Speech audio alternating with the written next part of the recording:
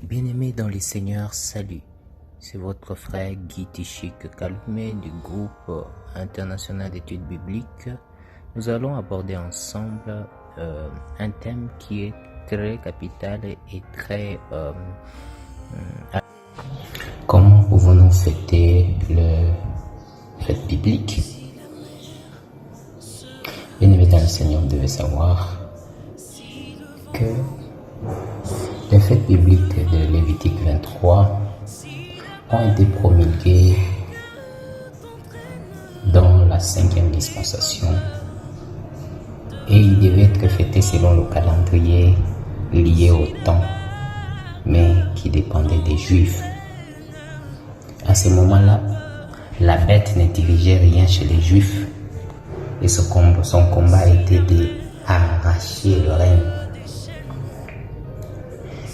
Et quand la bête a pris le règne depuis Nabucodonosor, Cyrus, et successivement et encore Alexandre le Grand, et César et tous ses successeurs jusqu'à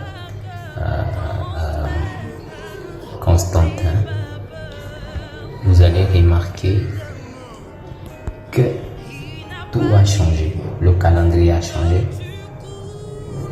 Le calendrier a changé, il est devenu romain. Le calendrier juif a été mis au pied, piétiné et n'est plus accepté. Les fêtes qui devaient être fêtées selon le calendrier juif a changé, il devait être fêté selon le calendrier romain. Et toutes les fêtes ont été annulées et on les a adaptées au calendrier et au temps selon l'Empire romain qui est la 4e bête. Et ça, je vous convie à lire Daniel chapitre 7, chapitre 2, chapitre 7 et chapitre 9. Vous allez comprendre ce que je suis en train de dire. Bien-aimés dans le Seigneur, vous devez encore savoir que pour le chrétien, les fêtes qu'il doit fêter, ce sont les fêtes qui ont été annoncées en Lévitique chapitre 23, qui étaient annoncées prophétiquement pour les chrétiens. Et cela vont s'accomplir dans la 6e et la 7e dispensation. 6e dans laquelle nous sommes, la dispensation de la grâce. C'est ici que ces fêtes de Lévitique 23 s'accomplissent. Mais ils ne s'accompliront jamais selon le calendrier romain. Parce qu'ils n'ont, même dans la 5e dispensation, ils ne se sont jamais accomplis selon le calendrier romain. Ils ont été accomplis selon le calendrier juif. Mais aujourd'hui, ces fêtes devront-elles être accomplies aussi selon le calendrier juif? Non, parce que nous ne sommes pas la femme, mais nous sommes l'épouse. Comprenez-moi. Nous ne sommes pas la femme qui est israélienne, mais nous sommes l'épouse qui est l'Église. Alors nous n'avons pas le même calendrier que la femme qui est israélienne, mais nous sommes l'épouse. Notre calendrier, notre temps est lié à l'éternité. Notre calendrier est éternel. Donc pour l'accomplissement de Lévitique 23 en nous l'épouse, nous devons nous conformer à l'éternité, non pas au temps. Donc nous fêtons ce fête de Lévitique 23 selon l'éternité et non pas selon le temps. Parce que l'épouse est spirituelle, il doit aussi fêter ses fêtes spirituellement. Nous devons faire attention. Toutes les fêtes qui ont été promulguées en Lévitique 23 s'accomplissent dans la dispensation de la grâce et du millénium selon la prophétie et prophétiquement. Je donne un exemple. Quand on parle de la fête de Pentecôte, elle s'accomplit lorsque nous sommes baptisés du Saint-Esprit. C'est pas dans les temps qu'on fait cela. Lorsqu'on parle de la fête, par exemple, des prémices, ou la fête des trompettes, par exemple. La fête des trompettes s'accomplit à l'enlèvement. Nous fêtons cela à l'enlèvement. Ce n'est pas par rapport à une date donnée. Et toutes ces fêtes sont énumérées comme telles. Vous allez le voir sur l'écran. Et ces fêtes-là sont de fêtes prophétiques. Regardez très bien, vous allez suivre. Voici donc les fêtes, comment est-ce que ils sont annoncés en Lévitique chapitre 23. Et ces fêtes étant annoncées en Lévitique chapitre 23, ils ont été fêtés par les Israélites selon le calendrier juif. Mais maintenant, nous en tant qu'épouses, non pas en tant que femmes, et nous devons fêter ces mêmes fêtes, mais pas selon le calendrier juif, parce que c'est les juifs qui utilisent le calendrier pour fêter ces fêtes, mais nous utilisons le calendrier du royaume de cieux, c'est-à-dire nous ne dépendons pas du temps humain pour fêter ces fêtes, mais nous dépendons du temps de l'éternité. C'est-à-dire, du coup, quand nous voulons utiliser quelque chose dans l'éternité, nous utilisons la prophétie qui le contient. Ça veut dire que la prophétie est l'unité des mesures du temps de l'éternité. Si vous voulez une bonne explication sur le temps de l'éternité.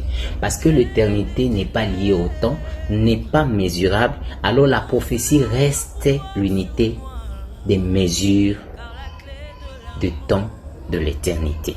Donc c'est pourquoi nous disons que nous fêtons ces fêtes selon la prophétie et prophétiquement dans notre vie, afin d'être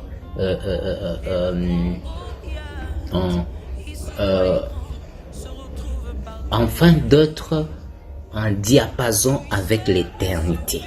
Parce que nous vivons dans les temps, et comment nous pouvons vivre et fêter quelque chose dans l'éternité pourtant que nous sommes dans les temps. Alors c'est la prophétie qui nous permet de vivre et une chose de l'éternité dans les temps. Voilà, c'est dans ce sens-là. Alors, nous commençons avec la fête de Pâques. La fête de Pâques qu'on a appelée Passa, c'est la fête chez les Juifs.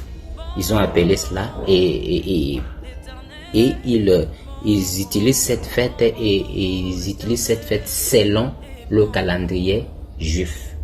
Vous verrez, on va bien écrire ça sur l'écran. Et historiquement, on a appelé ça la fête de rachat de l'Égypte, sortir de l'Égypte. Ça, c'est selon le juif. Maintenant, nous allons voir selon maintenant, prophétiquement pour nous et selon l'épouse, non pas selon la femme. On a dit selon la femme, maintenant selon l'épouse, prophétiquement, la Pâque est dite la mort de Jésus. Et nous fêtons cela dans l'éternité en acquérant les saluts. Juste quand vous avez les saluts, vous avez fêté la Pâque. Et quand Jésus dit faites ceci en mémoire de moi, c'est pour que à chaque moment, chaque jour, vous devez commémorer votre salut. Vous devez être sûr de votre salut. Vous devez vivre la crainte de Dieu chaque jour. C'est ça la Pâque pour vous. La Pâque ne signifie pas la date qui a été fixée par le gouvernement mondial lié à la 4e bête qui est l'Empire romain, qui a fixé les dates et qui colonise aujourd'hui le monde entier. Qui est-ce qui n'est pas sous le calendrier romain aujourd'hui? Et qui est-ce qui n'ira ne pas être dans le système de la bête et de l'antéchrist? Personne. Mais il y a lieu de sortir de là. Et le système est lié à la religion, nous le savons, nous avons déjà tant parlé de cela.